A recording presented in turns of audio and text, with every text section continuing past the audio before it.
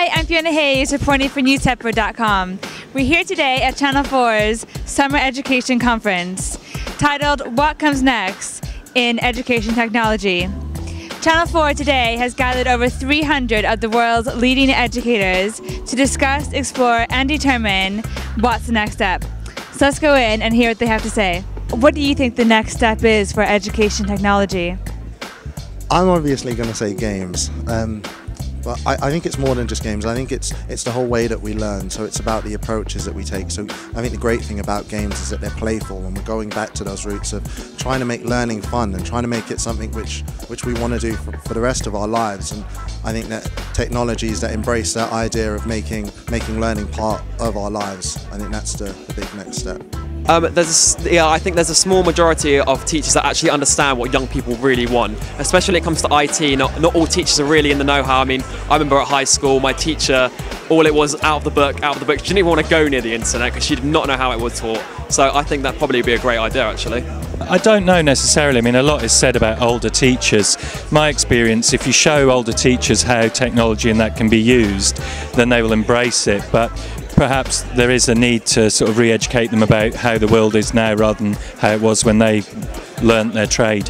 I think one of the things you need to get kids looking at is persistence, and I think competition's an interesting thing. I was involved in helping set up World Maths Day. 3 years ago there were 50,000 kids. Last year there were 2.3 million. It's the biggest online education event in the world.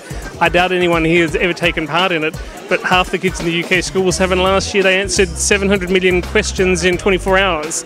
So they're the sorts of things I think that you can engage kids with technology, get them to compete, and if you do it anonymously, if you lose, it's not sort of soul-destroying, and that's one of the downsides of competition. Do you think that there is any danger of relying too much on education technology? Yes, yeah, or doing it wrong, mainly, which is why we shouldn't try and force technology onto teenagers or any students. I think they're best to know what works for them. Whatever the students make themselves, basically, it's not up to us here, particularly to decide what's going to happen over the next 10 years. It's mainly going to be trying to catch up with what the kids are doing themselves. What's important, what's come out of today, has been that there are some very polarised ideas here. I'm right, you're wrong. I know what the world's like, you don't know what the world's like. Oh yes I do, oh no I don't.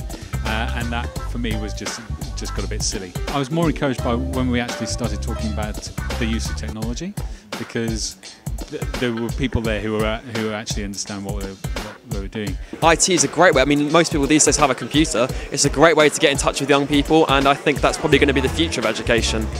Well, undoubtedly it's bringing wonderful possibilities for work and creativity. But one of my concerns is that there isn't enough emphasis on the potential dangers lurking with too much technology, because there is a danger that young people can get hooked on it and literally get addicted. Definitely the need to learn how to use technologies with us, and it's hugely valuable, but there's a lot missed when we just use technology. I think somebody said it on the floor. I think some of the basics need to be right, and I'm a technologist, but I think being able to read and write is a good start.